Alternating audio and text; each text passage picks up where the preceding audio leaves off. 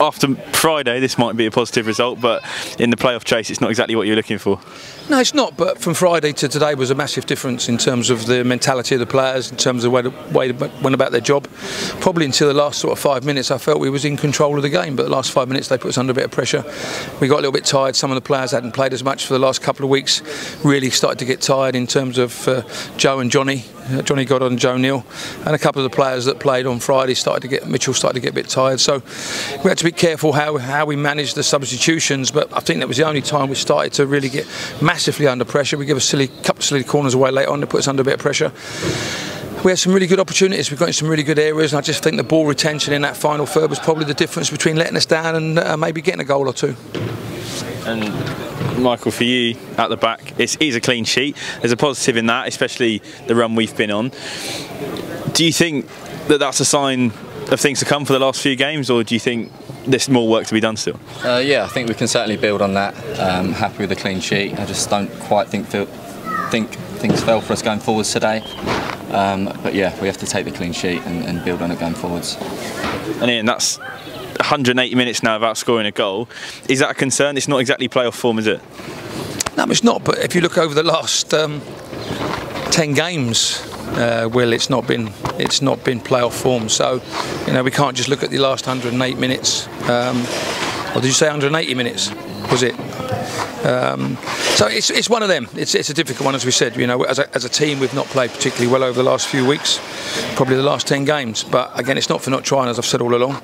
We just haven't been good enough. And some of the areas we got in today, as I said, if our ball retention had been a little bit better, if we'd have passed the ball better and our decision making been better, we'd have scored goals. But certainly not, obviously, frightened of going out there. We've played 2 up front today with Mitchell and Joe Neal, and then we went virtually 4 in the end there with Liam coming on and Mitchell coming on and Joe up there and Sean. So again, but sometimes if you concede goals like we've been seeing over the last 4 weeks, you can't keep accepting it. You have to try and make sure that you get your one area you park right, which is defensively, and if you get that right, then you can build on the other side of it. And so it's a difficult one. And as I said, the last couple of weeks has been tough in terms of getting that area right. But then once we get that area right, we've got to go and score goals as well.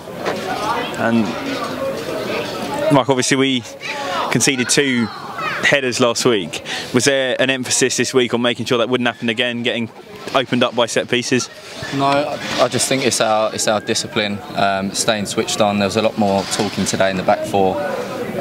It's just concentration. There were silly errors in the last game, but we made sure of it today. Probably subconsciously we were thinking about it and defended a little bit better. But no, as I say, happy with the clean sheet. Didn't really feel threatened for large periods of the game today. But as I say, 4 big games to go. We need to build on that and keep moving forwards. And Ian, are you looking at the teams around us? Haven't obviously got a win today at Eastbourne. 3 men sent off, help them out there. Are you looking at the other teams, or is it still just about our results each week? Nothing I can do about it, Will. At the end of the day, I'd love to be able to stop Hampton winning, but there's nothing I can do. All I can do is worry about ourselves, concentrate on what we're trying to do, trying to get the best out of these players for the last 4 games. And you know what these boys are like. They will play, they will put effort in for us, and then we've got to get that quality into our game.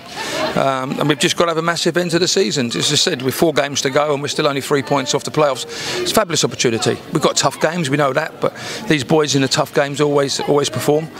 And we've got to be positive. We've got to go and work hard now, between now and Saturday, and make sure that when we go to Dartford again, first thing we do is keep a clean sheet. And if we keep a clean sheet, we've got an opportunity to win the game.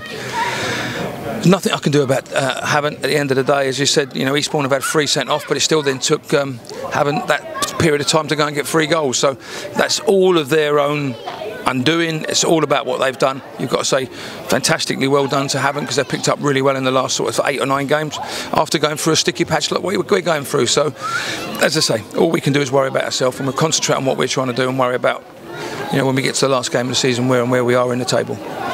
And Michael, our fans travelled in numbers today. They were making a lot of noise.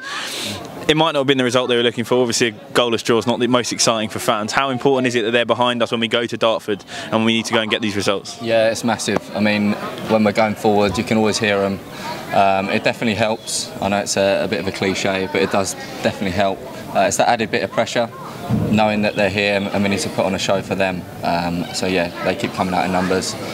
We'll keep trying to put on a good show these last 4 games and try and pick up some points. And Ian, just on selection quickly, obviously Cameron Green, Avan Jones both out of the squad, Sean from the bench. Have you got a bit more insight on why that was? Well, I just felt that the performance on Friday wasn't to the level of what I expected. I look back over the last few weeks in terms of the squad. Avan's played a lot of football since coming from Luton, and I just felt he needed a rest. Cameron exactly the same. He was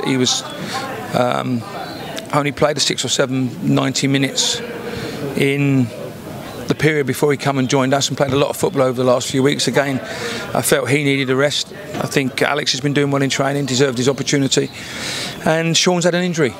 Sean really, probably till 1:45, wasn't even in the 16. But when we got here and see a fantastic job they've done on the pitch in terms of watering it, we felt it was an opportunity we could probably give him 15 minutes late on.